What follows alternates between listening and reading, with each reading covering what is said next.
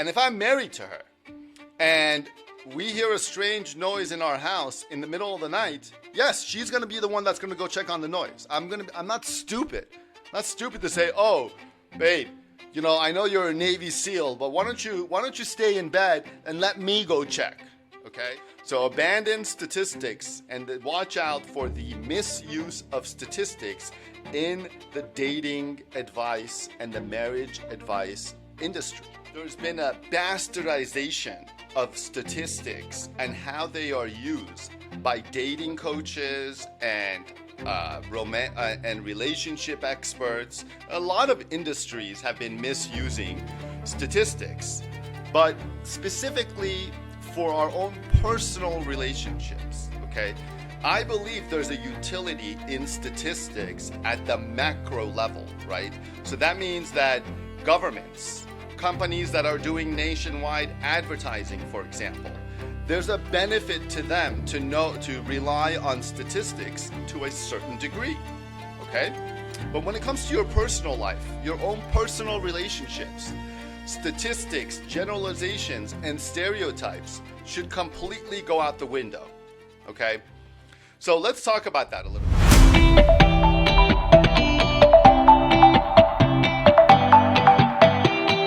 Welcome to another episode of Good Problems to Have. I am your host, David Nima. I am an attorney turned life coach and happiness coach. Today's video is going to be about the misuse of statistics and generalizations in our personal dating lives and romantic lives, okay?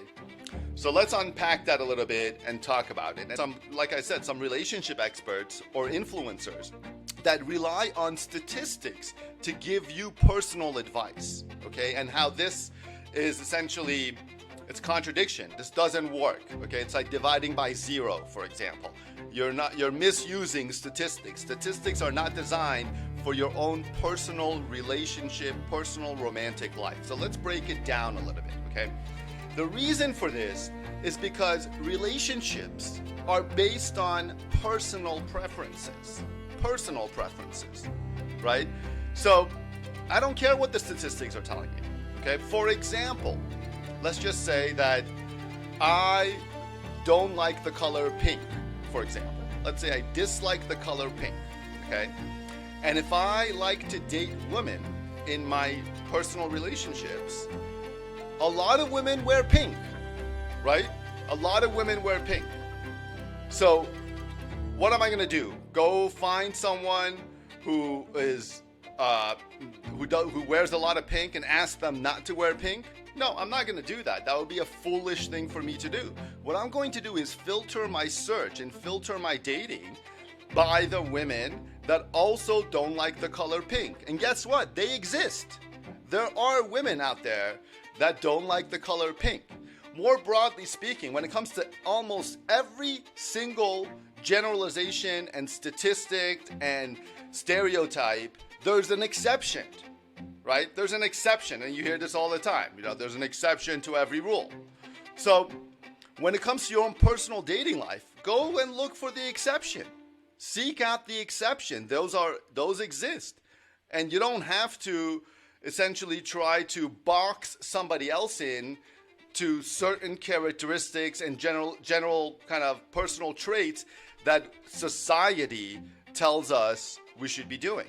What you got to think about is your own personal preferences, and this helps you see people for their own individual selves rather than seeing people through the lens of what society tells us that how we should see people. Okay? This is a profound mindset shift for me personally, has been a profound mindset shift in terms of not, prejudging people and not judging them either, right? If I meet a girl, for example, who likes sports, let's just say, who likes watching sports more, I'm not gonna judge her. I'm not gonna say, hey, why are you exhibiting this masculine behavior, right? I'm not gonna say, hey, why don't you stop watching sports and go make me a sandwich, right? Because that's what women are more, the statistics or society says women should be doing that. instead of watching sports, right? I'm going to do that. I'm going to decide for myself if I want my girlfriend to be a sports fan or a not sports fan, for example, right? Let's say I also don't like sports, right? And if she was a diehard sports fan, that's an incompatibility between us, right? So that might be a good reason to terminate the relationship. But not because she's violating the rule of, feminine traits, okay? Same thing with me. I don't like sports. Let's say if I don't like to watch sports, then I'm potentially violating one of the male rules, right? I should love sports. As a man, I should really love watching sports. So therefore, so what? I'm a feminine man now. I'm no longer masculine, right? So this analysis applies to every generalization, and it completely, I think, nullifies all the statistics and gender roles and stereotypes that we are all believed we should be acting within. These macro statistics have zero applicability to your own micro decisions, your own personal life. These broad range statistics about how men and women should act do take a back seat to your own personal preferences. I mean, that's what's happening in your brain. And what's happening, if you don't recognize it, is that you're kind of getting into a personal conflict as a basis for getting into a relationship. Because let's say, for example, in the sports example, I'm pleased, I'm happy that my girlfriend likes sports because I like sports too. And therefore, this gives us something to do together, which is a sign of compatibility. It's a positive in the relationship, right? So if I wasn't willing to view it through that lens and essentially chastise my girlfriend or being too much of, not feminine enough, right? By being a sports fan, what am I doing? I am either gonna, potentially terminate a relationship with somebody that I have something really good in common with, which is our love for sports. I'm either going to terminate that relationship and lose out on that relationship, or I'm going to try to box her into some type of preconceived notion of what a woman should be, which is not a sports fan, right? So let go of these, stereotypes of how men or women or any other gender should act in a personal relationship. This is your personal relationship, and you are wise to listen to your own personal instincts above and beyond anything that the statistics tell you, okay, when it comes to how the other person should act. I mean, it's just completely sad. It's really sad to see these influencers essentially try to box people into various kinds of categories of behavior, right? This is 2023. Some women are great firefighters, okay?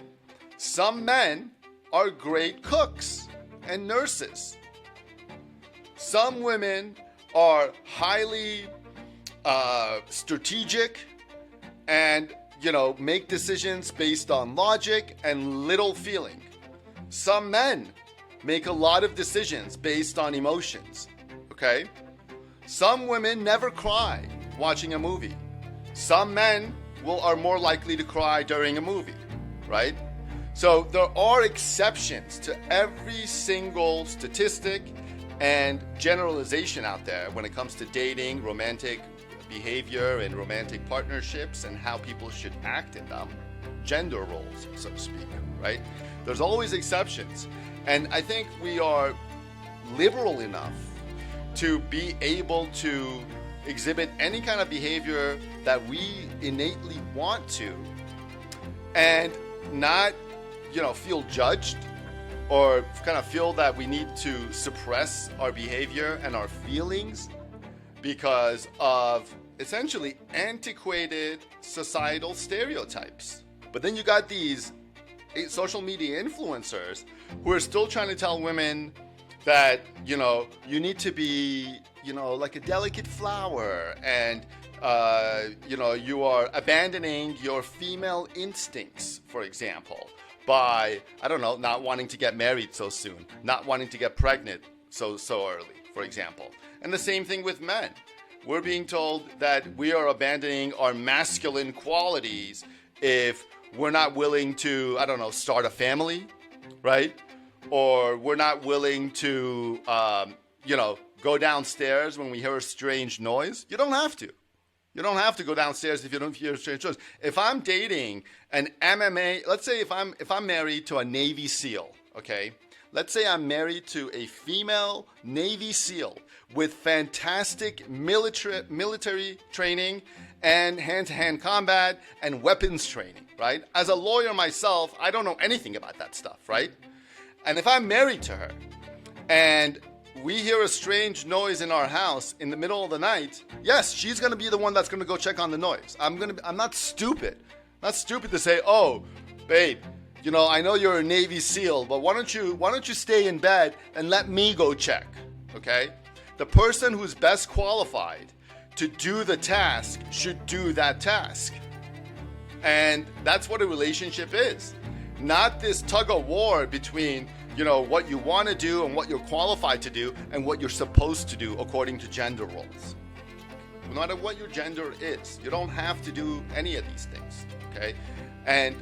But for you personally, anytime you see a statistic about gender roles, right, and just gender roles in general, you are wise to dismiss it completely, because you as an individual have your own individual traits, and so does the person that you might have a romantic relationship with.